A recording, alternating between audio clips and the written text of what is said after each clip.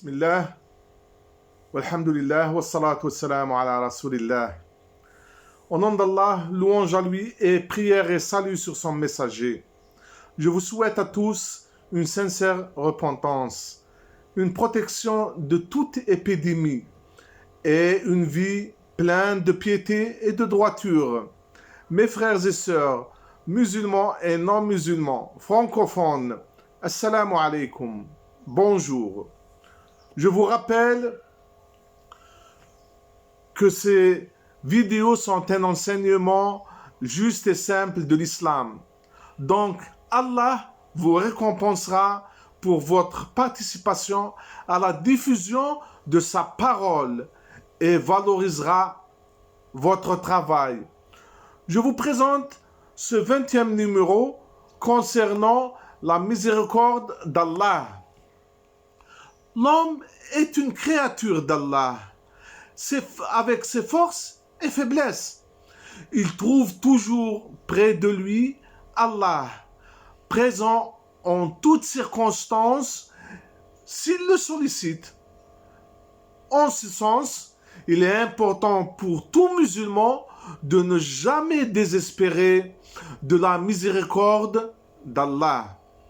De ce fait, elle est un élément de la perfection requise pour les humains et de la beauté de l'éthique et un message d'espoir, quel que soit l'acte commis ou l'obligation délaissée, à partir du moment où il y a une sincérité et une réelle volonté, les portes d'Allah, le Tout-Puissant, sont ouvertes.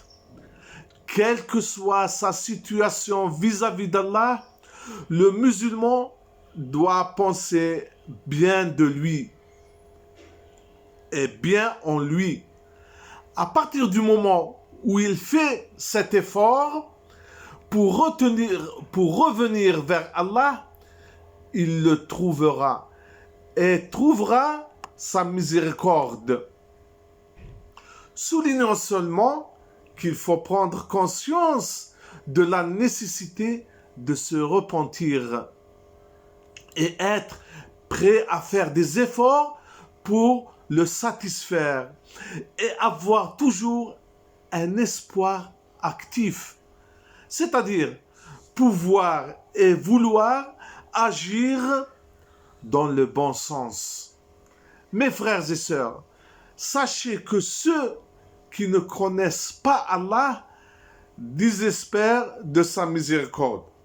Mais ceux qui sont convaincus qu'Allah est pardonneur et miséricordieux ne désespèrent pas.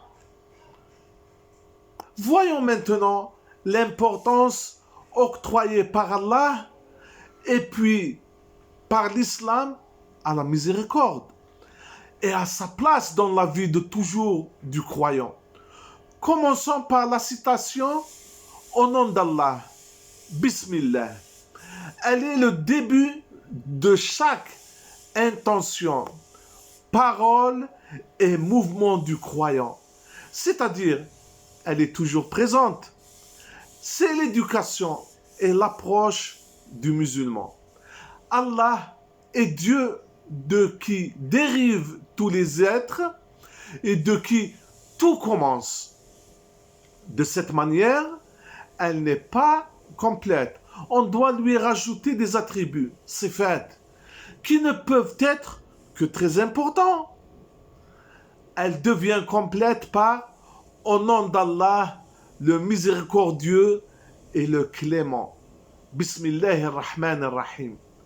Installons tous les sens de la miséricorde et nous rappelons à tout lieu étant sa nécessité dans notre vie et nos relations.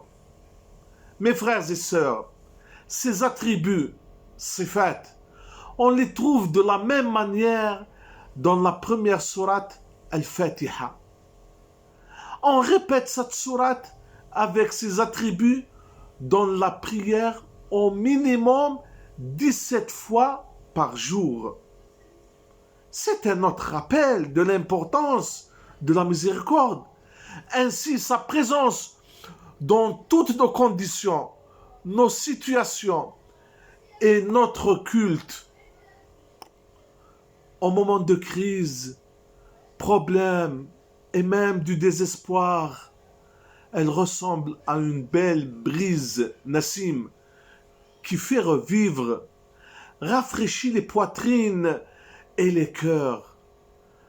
Allah fait de sa miséricorde un engagement de sa part. Il dit, Allah s'est prescrit à lui-même d'être miséricordieux. Al-An'am. Sa miséricorde s'étend à toutes les créatures et permet leur existence. Il dit, ma miséricorde embrasse toutes choses. Al-A'raf. Sachez, frères et sœurs, qu'il n'y a d'aide, de soutien ou de miséricorde à aucun moment, lieu ou situation, sauf Allah. Plus le croyant est tendre et utile pour les autres, et mieux il pratique ses actes d'adoration, et plus grande est la part de la miséricorde d'Allah qu'il obtient. Allah, le Très-Haut, dit, la miséricorde d'Allah est à la portée de ceux qui font des œuvres salutaires. Al-A'raf. Alors, ne soyons pas avares dans notre miséricorde envers les autres, jusqu'à ce que nous obtenions la miséricorde d'Allah. Le messager d'Allah, prière et salut sur lui, enseigna cette vertu morale à ses compagnons. On fit un signe de la perfection pour que les gens fassent preuve de miséricorde entre eux. Les croyants doivent avoir un cœur sensible, doux et miséricordieux, bienveillant,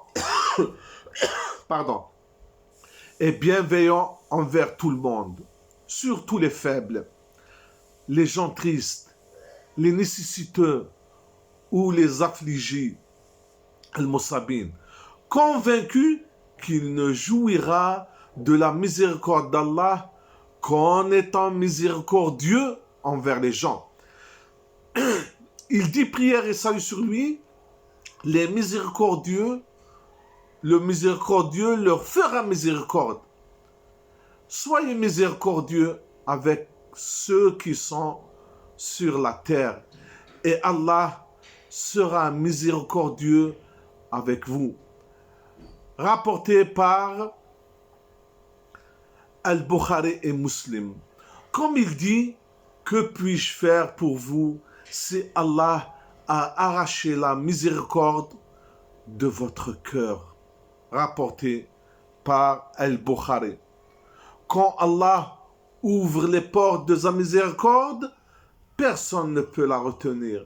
Et quand il la retient, personne ne peut lui donner libre cours. Allah dit, la miséricorde qu'Allah accorde aux hommes, nul n'est en mesure de la retenir.